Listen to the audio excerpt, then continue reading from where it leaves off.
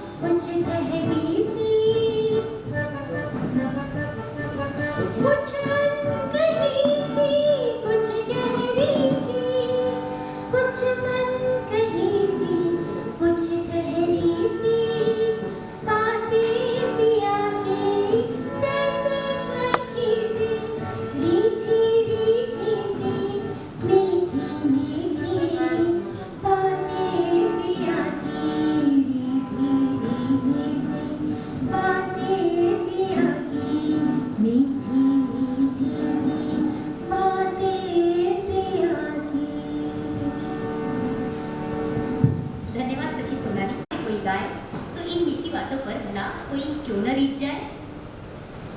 यह है सोनाली, कह लीजिए मालवा की बहू, कह लीजिए मेरे मित्र की पत्नी। पर मालवा अपने पराये में कोई भेद नहीं करता, इसलिए सोनाली सरवटे भी इस मालवा की उतनी हो जाती है जितनी मैं स्वरांगी साले या यह भुवन सरवटे। हम तीनों आप सभी का पूरे मन से स्वागत करते हैं, अभिवादन करते हैं और धन्यवाद देते हैं कोटला को, बहादुर पटेल जी को, ज्योति देशमुख जी को, जिन्होंने आज हमें यहाँ पे बुलाया और हम अपनी देवास में हम अपनी बात रख पा रहे हैं। माँ चामुंडा की नगरी है देवास, इसका धार्मिक महत्व है। यहाँ पे नोटों का कारखाना है तो आर्थिक महत्व है। यहाँ पर कुमार गंधर्व जी, रजब अली खान साहब, प्रमोद टिपाणिया जी जैसे दिग्गज लोग होके गए हैं तो सांस्कृतिक महत्व भी है। हम तीनों मध्य प्रदेश की सांस्कृतिक राजधानी कहलाते इंदौर से आते हैं। तो वह कैसे? तो ऐसे कि आज के बच्चे शायद से उस जमाने की दोस्ती को नहीं समझ पाएंगे। ये लगभग 30 साल पुरानी बात है। तब हम इंदौर की तिलकनगर की गलियाँ थी और भुवन और मैं बिल्कुल फल्लांग भर की दूरी पर रहते थे। लेकिन तब उस समय का चलन ऐसा था कि लड़का लड़की आपस में बात नहीं करते थे। बात क्या, एक दूसरे को देख भी ले तो आंखें चुरा लेते थे। अब हम लोग वास्तव में हज़ारों किलोमीटर दूर रहते हैं, मैं पुणे में और भुवन और सोनाली बेंगलुरु में। लेकिन अब ऐसा लगता ही नहीं है कि हम इतने दूर रहते हैं। और हमारा तीसरा मित्र अमित जोशी, जो तब वहीं तिलकनगर में रहता था, अब दूसरे महाद्वीप के कैलिफोर्निया में रहता है। हम तीनों की दोस्ती का यह चैनल है अ मेलोडियस लिरिकल जर्नी। इसमें ओरिजिनल कंपोजिशन है, रचनाएं तो मौलिक है ही, उन्हें दिया संगीत भी मौलिक है। हम आज हमारी यात्रा के उन कुछ पड़ावों को आपके सामने रखने जा रहे हैं। हमारी अ मेलोडियस लिरिकल जर्नी की यात्रा है जो आप सबकी दुआ से सरपट दौड़ रही है। उसी यात्रा के कुछ पड़ाव आपके सामने, लेकिन यात्रा के भी कुछ नियम होते हैं। यात्रा पहला नियम होता है यात्रा पर जाने का कि अनावश्यक बोझ नहीं होते। तुमने उतार फेंका मुझे, उसी दिन दूर कर दिया था तुमने मुझे, और मैं समझ रही थी तुम लौट आओगे फिर मेरे पास। मैं तब भी कहती रही मुझे छोड़कर मत जाओ। तुम साफ साफ कह रहे थे साथ नहीं ले जा सकता। मैंने मान ली हमेशा की तरह तुम्हारी बात। हंसकर कहा जाता है ना अलविदा, जैसे तुम कह रहे थे। मेरे आंसू इतनी सी बात नहीं समझ पाए और तुम नाराज हो गए। पूछ रहे थे क्या लाऊं, मैं फका फुकी। लौट आओ। नदी, पर्वत, तालाब, झरने, फूल, पौधे, इमारतें, खंडर। तुम निकल पड़े दुनिया देखने। मेरी तो पूरी दुनिया ही तुम थे, जिसे ले गए थे अपने साथ, मुझे अकेला छोड़। पुराना विस्मरण हो तो नया याद रहता है। विस्मृति में चली गई हूँ मैं, तुम लौटे हो नई स्मृतियाँ लेकर। कह रहे थे तुम्हारी दुनिया में अब मेरी जगह नहीं रही, पर गए तो तुम थे। मैं तो अब भी यही हूँ, जस की तस। ओह, तुमने तो कोई अंगूठी भी नहीं दी कि उसका वास्ता देकर ही तुम्हें याद दिला पाती। मेरे पास न तो तुम्हारी दी कोई अंगूठी है न तुम हो। ये तुम्हारे लिए दुख है, तुम्हारी दी पीड़ा है। यात्रा से लौटे हो मेरे लिए ये कैसे उपहार देकर? पर मैं तो अभी मायके आई हूँ और मायके आना कितना अच्छा लगता है। और उपहार भी मिलते हैं। कविता पीहर। कविता में जाना मेरे लिए पीहर जाने जैसा है। कविता में जाना मेरे लिए पीहर जाने जैसा है। मुकाम पर पहुंचते ही दीवाने आ जाते हैं शब्द। दिमाग का सारा जरूरी गैर जरूरी सामान रख देते हैं कल्पना की गाड़ी में। घूमती हूँ मन की सकरी चौड़ी सड़कों पर। दरवाजे पर ही खड़ी होती है हंसती मुस्कुराती कविता। वह माँ होती है मेरे लिए।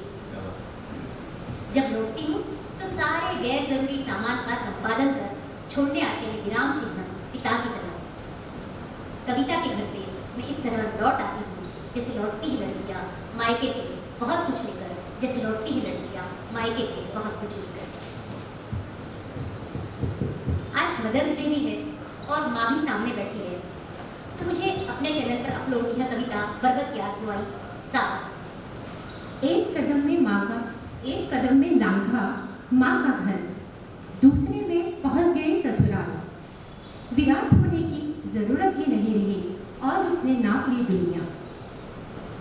सौर मंडल सहती रहो, माँ ने कहा था। सहती जाओगी तो धारित्री कहलाओगी, दादी ने कहा। फिर वह कभी वही सरिता बन, कभी पहाड़ हो गई, कभी किसी अंकुर की माँ हो गई, पर मुंह से एक शब्द भी नहीं निकाला। एक स्त्री से अन्य तक पहुंची यही बात। सब अपनी अपनी जगह होती चली गई जड़वत, बनती गई धरती जैसी। हर धरती के आसपास रहा कोई चांद, तपिश भी देता रहा कोई सूरज। तब से पूरा का पूरा सौर मंडल साथ लिए घूमने लगी है स्त्री। कुछ कविताएं पिता पर। तुमने कहा था आदमी फिर लौटता है, तुम कहाँ गए? तुम यहाँ होते तो कितना अच्छा होता। मैं तुम्हें देखती, तुम्हारे साथ चलती, तुमसे सदियों की बातें करती। पर काल से परे तुम कहाँ चले गए? जो है मेरे पास तुम्हारा उसे बताना संभव नहीं, और जो नहीं रहा उसके लिए शब्द नहीं है मेरे पास। पिता की उम्र क्या उतनी जो थे हमारे साथ, या उतनी जितना हंसे साथ, या कम किए उन्होंने हमारे दुख। पिता की उम्र आकाश जितनी या फिर समुद्र। जीवन का स्नेह जैसे सूर्य, या मन को शांति जैसे चंद्र। पिता की उम्र बड़ी या उम्र से बड़े पिता। चले गए थे बिना बताए, शायद जल्दी में थे, इसीलिए नहीं बता पाए तब वे अपने उम्र। पिता की उम्र इतनी छोटी जैसे सांस, या बड़ी इतनी जितनी आस। पिता की उम्र को आका नहीं जा सकता, जैसे समय को भी आका नहीं जा सकता। समय का सिद्धांत आइंस्टाइन के सापेक्षता के सिद्धांत की तरह है। घड़ी घड़ी बदलता रहता है और अंत तक जाते रहते लगता है कि घड़ी भर का समय भी नहीं बचा। वह बाल मित्रों अमित जोशी और भुवन सरवटे ने इस गीत को गाया और संगीत जाहिरन भुवन का ही।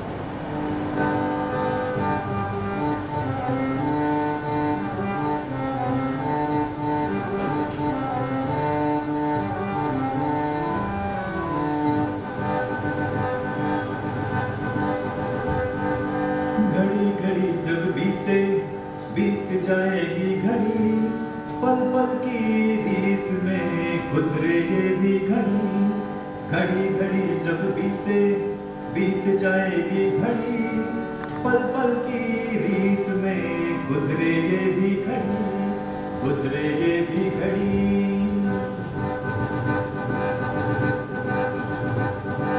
झड़ी लगी मोह की न हो सावन झड़ी, बरसे नेह की तो कहते प्रेम झड़ी।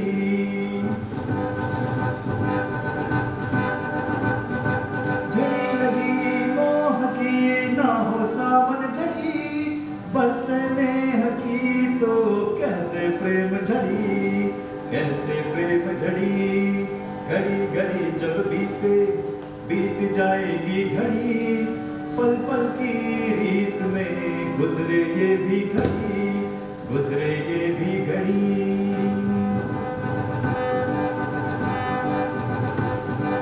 चढ़ी देह बांसुरी से राधा सौतन चढ़ी, सबसे भली का है माखन डूबी छड़ी।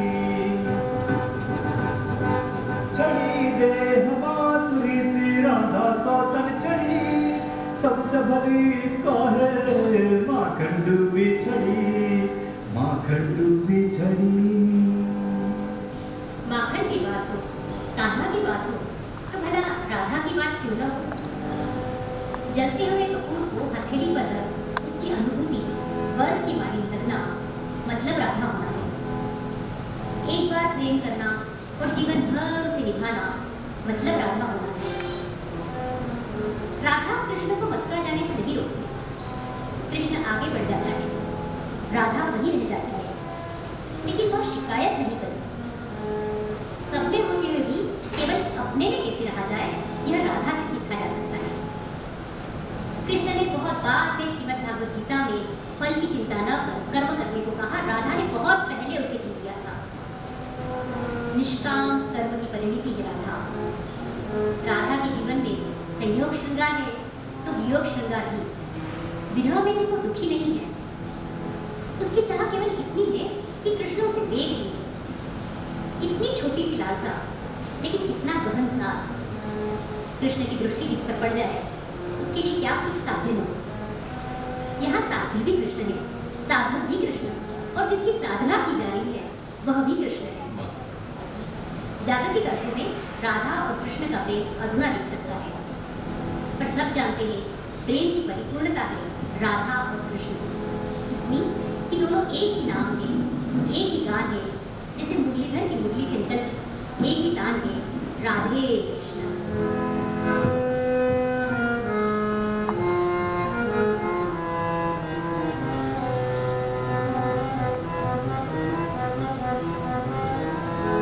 रसधार बही राधा कैसे सरमोर हुई, रसधार बही राधा कैसे सरमोर हुई, मोहन दिखे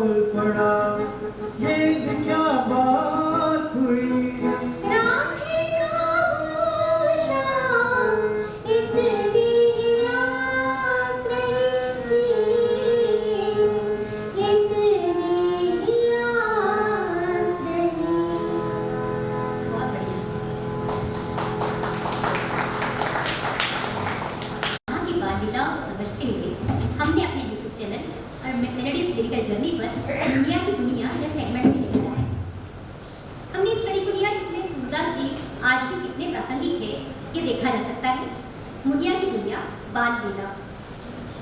पता है, आज मुनिया के स्कूल में ट्रेडिशनल डे था। मतलब ट्रेडिशनल होना अपन से भाई बन गया है। अलबत्ता मुनिया आज राधा बनकर सज धज कर स्कूल गई थी। स्कूल से लौटी और माँ ने आते ही उससे सवाल डाल दिया, ये बैठक की दीवार पर स्केच पेन किसने चलाया? मुनिया पर चढ़ा था श्याम रंग। और जो जो मुनिया कहने लगी, मुझे त्यों त्यों कभी वह सूरदास याद आने लगे। मैंने नहीं किया। मैया मोरी, मैं नहीं माखन खाया। मुझे तो सुबह सुबह ही आपने स्कूल भेज दिया था। घोर भयो गैयन के पाछे मधुबन मोह पठाए। और अब देखो, अभी तो आ रही हूँ। चार पहर पंछी बन फटक्यो, सांझ परे घर आए। मेरे तो हाथ भी कितने छोटे हैं, मैं इतने ऊपर कैसे चित्रा सकती हूँ? मैं बालक बैयन को छोटो छी को कीप दिपाए। ये कल शाम दीदियाँ और उनकी सहेलियाँ खेल रही थी, उन्होंने मेरे हाथ में भी चित्रा दिया। ग्वाल बाल सब बैल परे हैं, पर बस मुख लपटाए।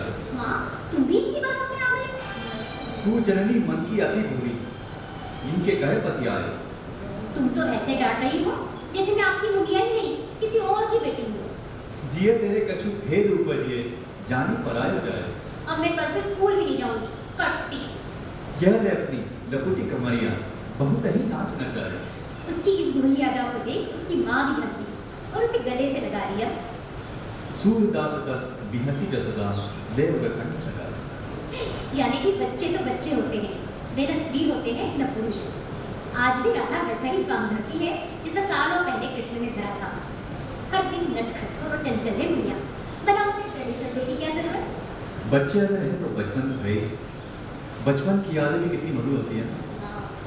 यादें यादें गुलेल की तरह होती है, जो सटाक से यादों के छत्ते पर जा लगती हैं और कई सारी यादें चली आती हैं। कुछ शहद सी मीठी यादें, कुछ इमली सी खट्टी यादें, कुछ रंग बिरंगी गुब्बारों की और कंचों की यादें, कुछ बर्फ के गोले सी पारदर्शी रंग बिरंगी यादें। उन यादों से जुड़े दोस्त, कोई तो झरोका खुले, ठंडी हवा चले और सुकून देने सारे दोस्त साथ आ जाए। काश ऐसा कुछ होता। काश यह तो उदास क्या हुए कि सारे दोस्त सामने आ गए। वही पुरानी बातें, हंसी ठिठोली, मस्ती मजाक और बचपन छोटे बने रहने का था।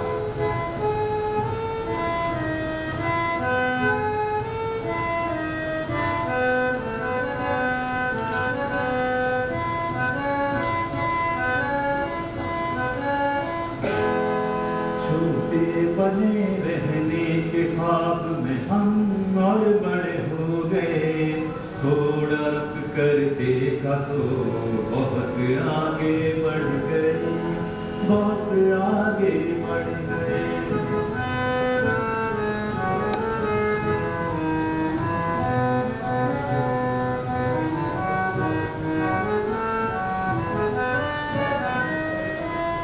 मृग छोने सी धमा चौकड़ी दौड़ भागी बन गई। कल कल करते झरने की एक नदी सी बन गई। पत्ते तो थे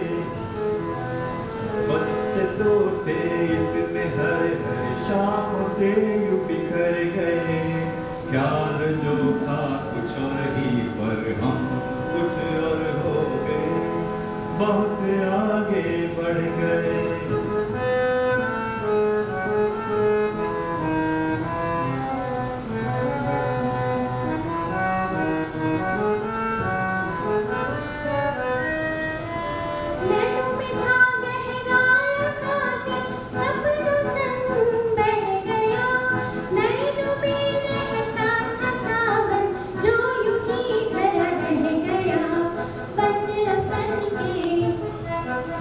बचपन के संगी साथी जैसे परिचय हो गए।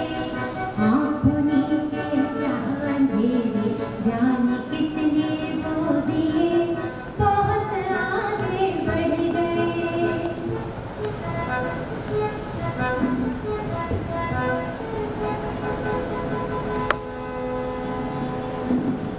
इतने आगे बढ़ने के बाद भी बार बार पीछे लौटने का मन करता है।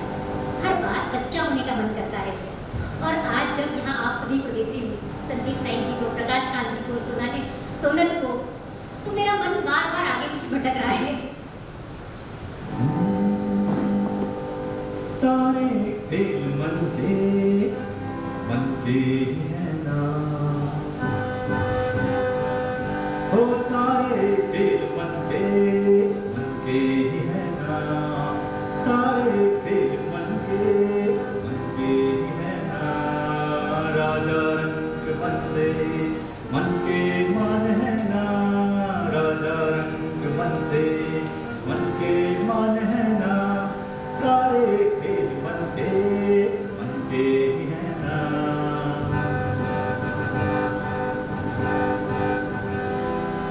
कभी कहे दुखी है, कभी कहे आनंद से, भरम जाल में फंसता जाए हाँ। कभी कहे खुशी से, कभी कहे आनंद से, भरम जाल में फंसता जाए हाँ। झूठ सच भेद सारा मन का चाहे ना, झूठ सच भेद सारा मन का चाहे ना। राजा रंग मन से मन के मान है ना, राजा रंग मन से मन के मान है ना, सारे खेल मन के है ना, सारे खेल मन के है ना। ला ला ला ला ला ला ला ला ला ला ला। मन के तार झंकृत होते हैं तो बार बार टूटने और जुड़ने के बीच ले जाते हैं। मैं झुकती रही, टूटती रही, रोती रही। मैं झुकती रही, टूटती रही, रोती रही। थी मैं लड़की, इसलिए लगातार हारती रही। मैं जीतने के लिए पैदा हुई थी, मुझे हार के लिए तैयार किया जाता रहा। जीना और जीतना चाहती थी मैं भी, पर मुझे लड़की की तरह बड़ा किया गया। मेरी परवरिश ही वैसी थी। मैं जीती रही उम्र भर टूटने और जुड़ने के बीच। मैं जीती रही उम्र भर टूटने और जुड़ने के ही बीच। हालांकि मेरे संदर्भ में बहुत अच्छी बात यह होगी कि टूटने और जुड़ने के बीच मैं जुड़ती अधिक रही। आज मैं शायद कुछ ज़्यादा ही बोल रही हूँ ना। मैडम आप वैसे ही बहुत ज़्यादा करते हैं। ये मालवी भाषा में बहुत तूने संवरण कर पाया तो मैं भी कैसे संवरण कर पाऊँ। और ओठा भी तो लिखा ही है, सुनने, बुनने और बोलने वालों का ओठा। तो मैं तो बोल ही सकती हूँ आज। और अपने लोगों के बीच अपनी बातें कहने का लोग संवरण नहीं भी हो रहा है मुझसे। कविता ही देखिए, परिचय। उससे पूछ लिया था किसी ने उसका नाम, उसने कह दिया उर्मिला, जिसे छोड़ गया था लक्ष्मण बिना उसकी गलती के। यूं तो अब उसे अपना नाम याद नहीं रहता। कभी वो खुद को राधा कहती है, जिसका कोई नहीं था कृष्ण, फिर भी बोराई उसका नाम ले हुआ करती थी। कभी किसी को उसने अपना नाम यशोधरा बता दिया, बिना बताए जिसे चले गए थे सिद्धार्थ वन में, बुद्ध वन में। ऐसे अनगिनत नाम है उसके, और ऐसा ही सदियों पुराना इतिहास भी। परिचय बस इतना ही। जिसे छोड़ दिया गया हर बार वही है वह। आप सब तो जानते हैं कि मैं बचपन से ऐसा ही और इतना ही देखती हूँ। बातें करना मेरी इस कदर आदत में शुमार है कि मैं सबसे बातें कर सकती हूँ, खूब लोगों से बातें कर सकती हूँ, खूब बातें कर सकती हूँ, खूब देर तक बातें कर सकती हूँ, पिया की बातें कर सकती हूँ, पिया की बातें कर सकती हूँ। यह है हमारा पहला गीत, बातें प्रिया की, जो नवंबर 2020 में आया था। बातें प्रिया की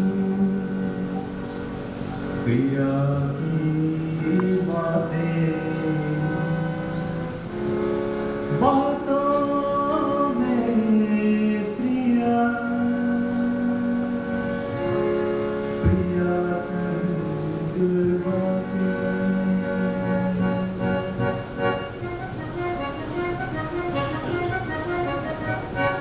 बातें पिया की बातें पिया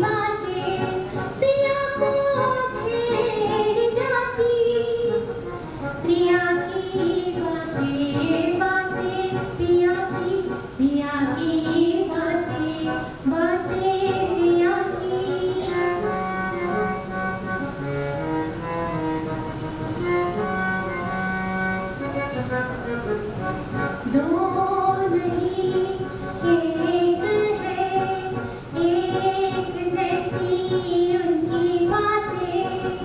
दो नहीं एक है, एक जैसी उनकी बातें। दो नहीं एक है, एक जैसी उनकी बातें। भीगी भीगी महकी बातें, प्यारी सी बातें बातें, पिया की बातें बातें पिया की।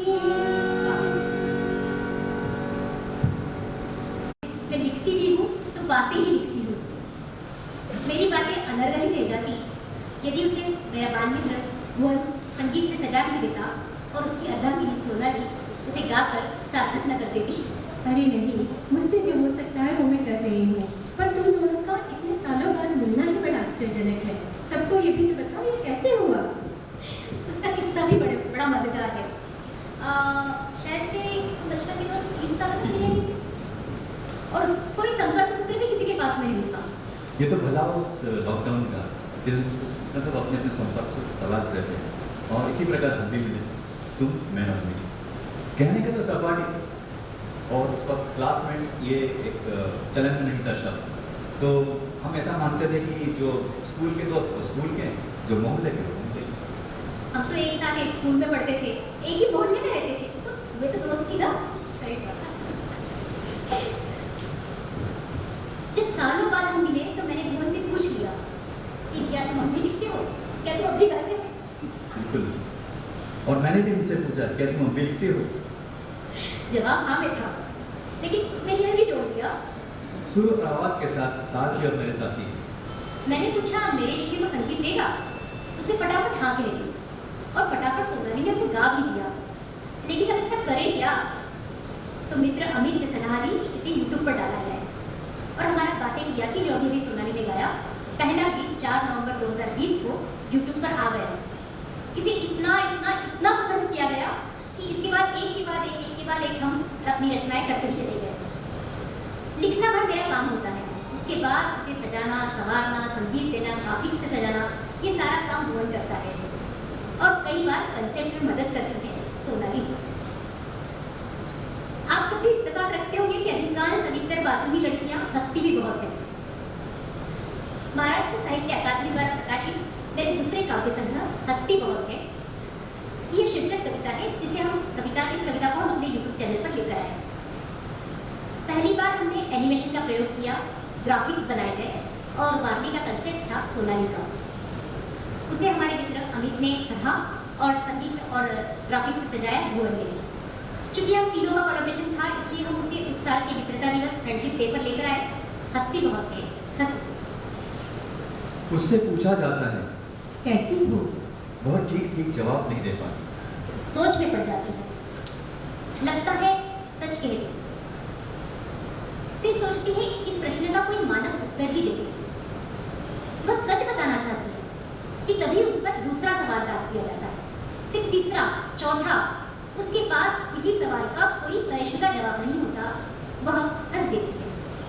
पूछते हैं उससे, इसमें हंसने की क्या बात? हाँ, हंसने वाली तो कोई बात नहीं होती। दरअसल वह रोना चाहती है। हालांकि जब वह रोना चाहती है हंस देती है और सब कहते हैं वह हंसती बहुत है।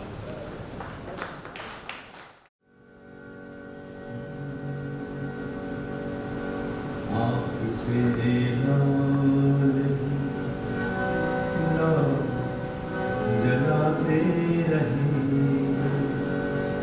आपसे ना लगी ना जलाते रहे आपसे ना लगी ना जलाते रहे यूं दगा तो कई बार खाते रहे आपसे ना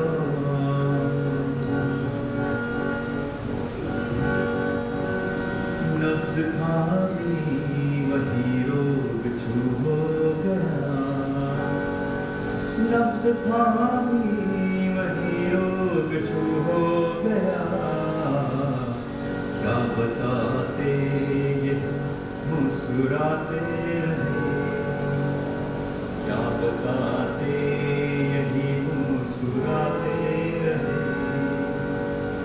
यूं लगा तो कई बार आते रहे आपसे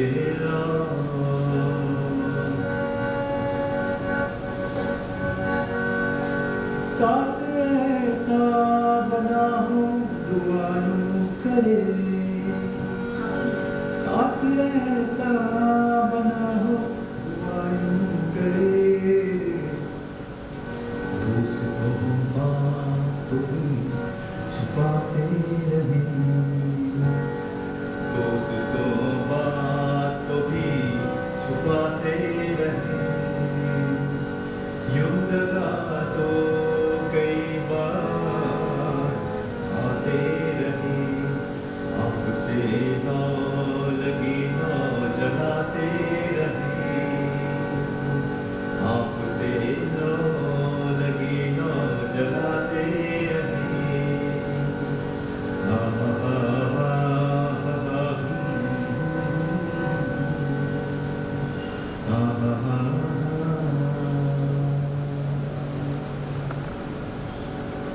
वैसे दोस्तों से हम क्या बातें छुपा सकते हैं? दोस्तों से हम कुछ छुपा नहीं सकते हैं, क्योंकि हमारे सहधर्मी, सहकर्मी नहीं, सहधर्मी ही हमारे दोस्त होते हैं। और हम जब दोस्तों की तरह बन पाए तभी तो दोस्त कहला सकते हैं। पर दोस्तों की तरह बन कैसे सकते हैं? या किसी को अपना आदर्श मानकर उसकी तरह कैसे बन सकते हैं? बताते हुए खुशी हो रही है कि हमारे गीत को अंग्रेजी भावानुवाद किया संपादक गोविंद त्यागी जी ने, और दिल्ली के साइरस वर्सुला जी ने उसे अपनी आवाज से सजाया था। चांद बी लाइक मून।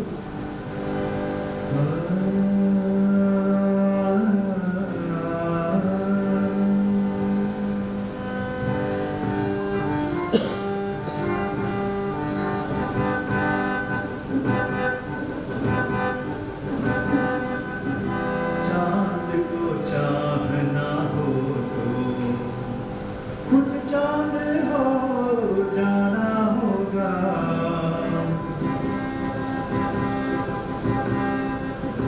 चांद को चाहना हो तो हर दाग झेल जाना होगा,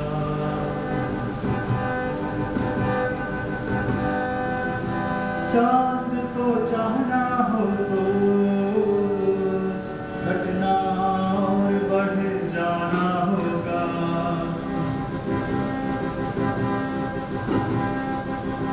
चांद को चाहना हो तो अमावस को भी पाना होगा,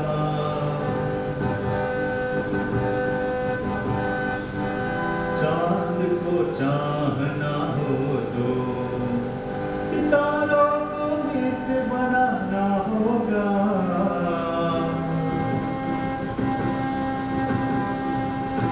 चांद को चाहना हो तो अंधेरे को उजला कर जाना होगा। चांद को चाहना हो तो चांद को चाहना हो।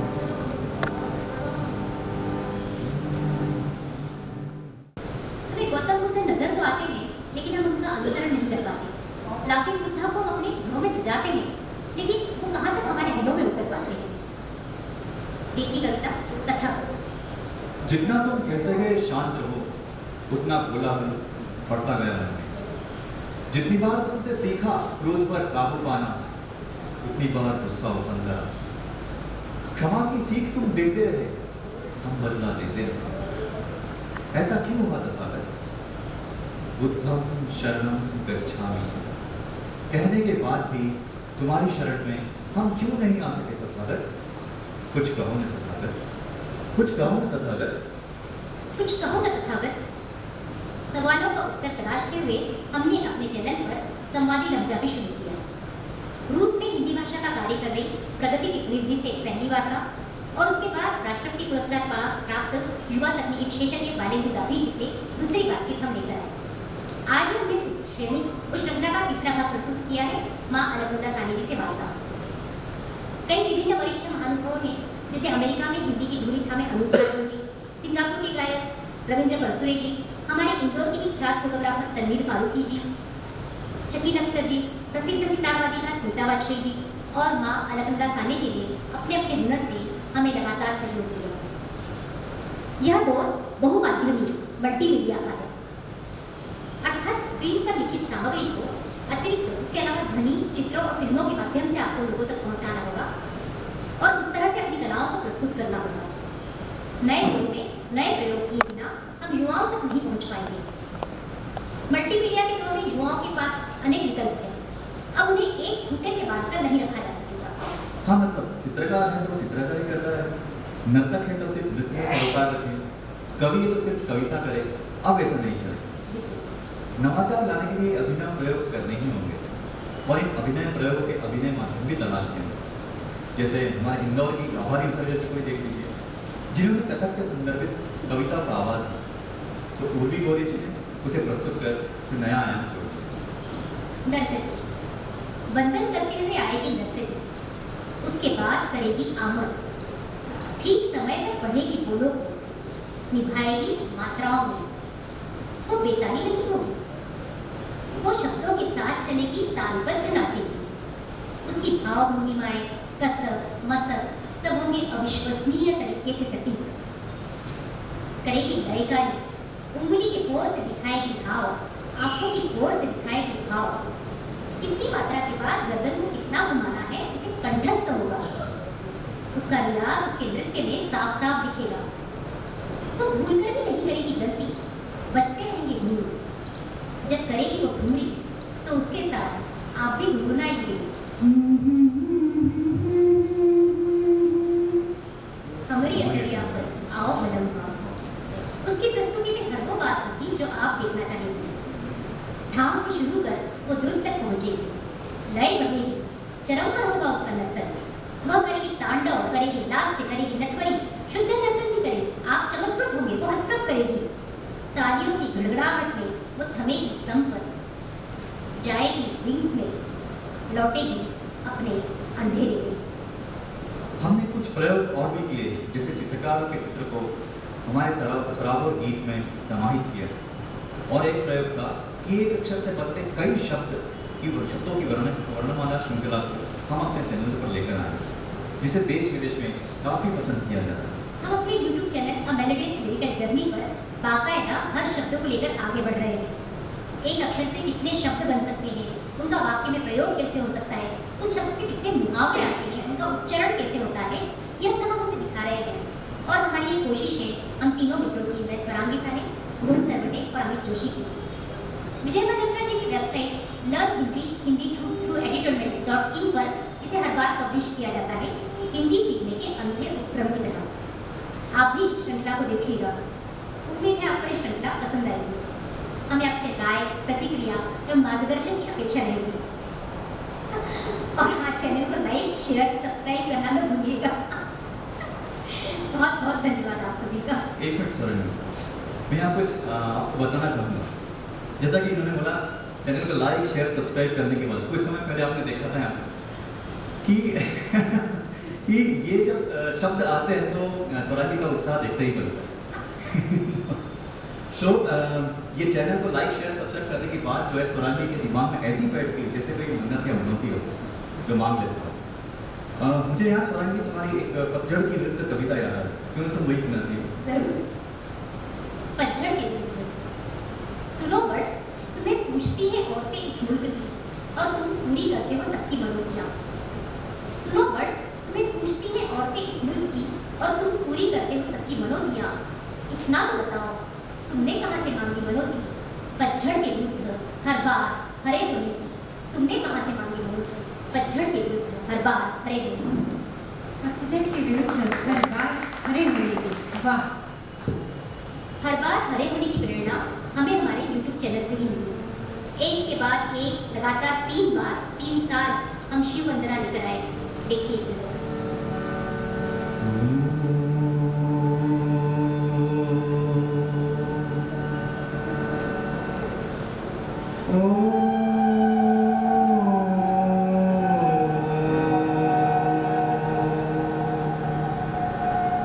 नमः शिवाय।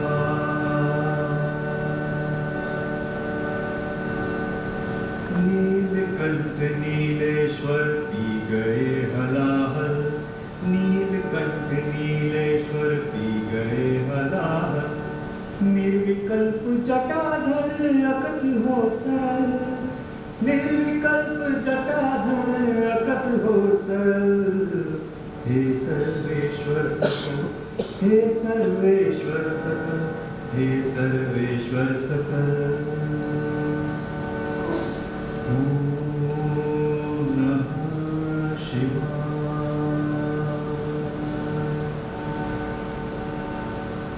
शिव जी ने सब सरल कर दिया। जैसे अभी ओम नमः शिवाय जब पहली बार बोला तो एक इस नाद से बाहर का नाद भी मिल गया, तो वैसे ही हमारे लिए भी बहुत सब आसान होता चला गया। हमने 2 बार गज़ल लिखने का भी प्रयास किया। इस YouTube चैनल ने व्यक्तिगत तौर पर मुझे बहुत कुछ नया लिखने को प्रेरित किया और भुवन को उतनी ही बार नया संगीत बनाने की प्रेरणा भी दी। है ना भुवन? भारतीय शास्त्रीय रागों पर आधारित संगीत हम लेकर आए तो जाइलोफोन और सेक्सोफोन जैसे विदेशी साज भी हमने प्रयोग किए। हमने हर बार नया प्रयोग किया। जैसे यह थी हमारी पहली गज़ल आरज़ू।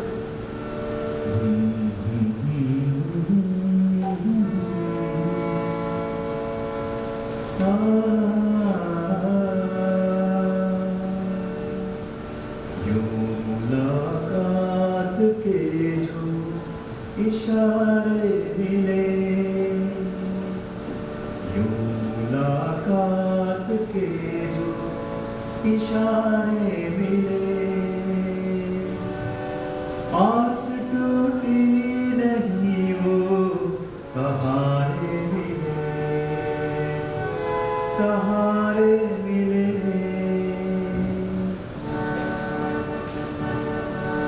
शाम बीती ढली रात भी रोज ही, शाम बीती ढली रात भी रोज ही,